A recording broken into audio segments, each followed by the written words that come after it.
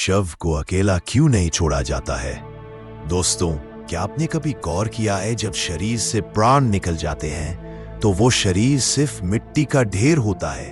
तो फिर क्यों रात भर जागकर उस मुर्दे शरीर का पहरा दिया जाता है? क्यों गरुड़ पुराण चेतावनी देता है कि मुर्दे शरीर को कभी अकेला नहीं छोड़ना चाहिए?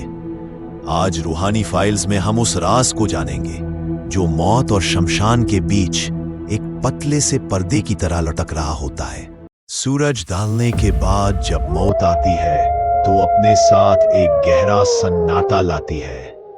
हिंदू धर्म में सूर्यास्त के बाद दाह संस्कार वर्जित है, लेकिन ये सिर्फ एक नियम नहीं है। गरुड़ पुराण के मुताबिक रात का वक्त असुरी शक्तियों का होता है। अगर रात में दाह संस्कार किया जाए तो वो आत्मा मोक्षा नहीं बल्कि पिशाच योनि में चली जाती है।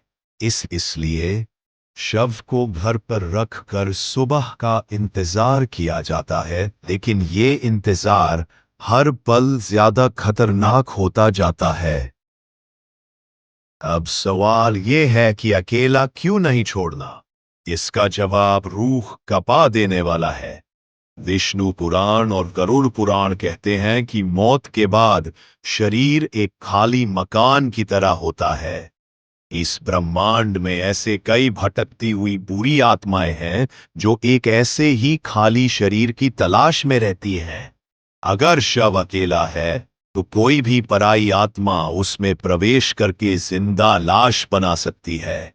सोचिए, वो कितना भयानक मंजर होगा जब आपका अपना ही कोई उठ खड़ा हो, पर उसके अंदर वो इंसान नहीं बल्कि कोई शैतानी ताकत हो। एक और राज जो बहुत कम लोग जानते हैं और जिसे जानकर अक्सर रात की नींद उड़ जाती है, इस राज का नाम है सिल्वर कॉर्ड।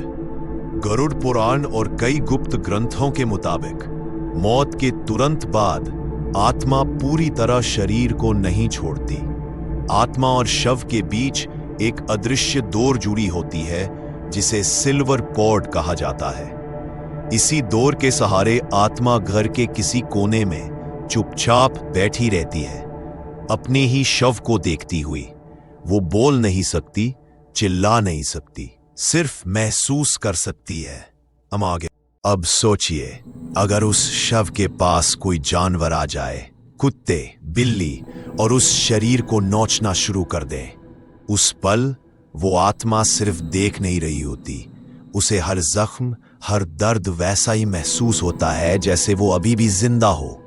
गरुड़ पुराण कहता है कि यमलोक के रास्ते में ये दर्द और भी तेज हो जाता है।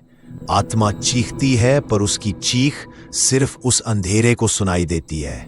इसीलिए शव की रखवाली की जाती है, सिर्फ जानवरों से नहीं बल्कि उस आत्मा की पीड़ा से भी। दिया, अगरबत्ती और पहरा, ये सब सिर्फ रिवाज नहीं, ये एक कोशिश होती है उस आत्मा को थोड़ा सा सुकून देने की। इसके पीछे सिर्फ आस्था नहीं बल्कि एक गहरा विज्ञान भी छुपा हुआ है।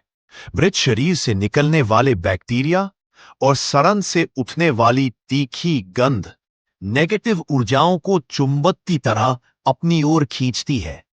कहा जाता है कि जैसे जैसे समय बीतता है, शव के आसपास की हवा भारी होने लगती है, मानो कोई अदृश्य शक्ति उस स्थान पर अपनी मौजूदगी दर्ज करा रही हो। इसीलिए घर में धूप जलाई जाती है, अगरबत्तियां सुलगाई जाती हैं और दीपक की लाव बुझने नहीं दी जाती, ताकि उस जगह के चारों ओर एक अदृश्य एनर्जी कवच बना रहे।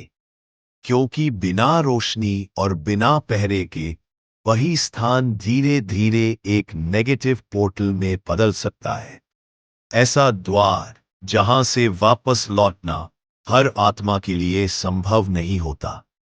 तो दोस्तों, अगली बार जब आप किसी ऐसी जगह मौजूद जहां एक शव को रात भर पहरे में रखा गया हो, तो इसे सिर्फ एक रस्म समझकर नजरअंदाज मत कीजिए, क्योंकि वो पहरा सिर्फ परंपरा नहीं बल्कि उस आत्मा को अंधेरे की शक्तियों से बचाने की एक खामोश जंग होती है। और अब सवाल आपसे है, क्या आपने कभी किसी शव के पास अजीब सन्नाटा, अचानक ठंड या किसी अनदेखी मौजूदगी का एहसास किया है? अगर हाँ, तो अपनी उस डरावनी घटना को कमेंट्स में जरूर लिखिए, क्योंकि हो सकता है आपकी कहानी अगला रूहानी फाइल बन जाए। रूहानी दुनिया के ऐसे ही अनसुलझे रहस्यों और डरावने सच को जानने के लिए चैनल को अभी सब्सक्राइब कीजिए और बेल आइकन दबाना मत भूलिए, क्योंकि यहाँ हर वीडियो एक नई सच्चाई से पर्दा उठाता है।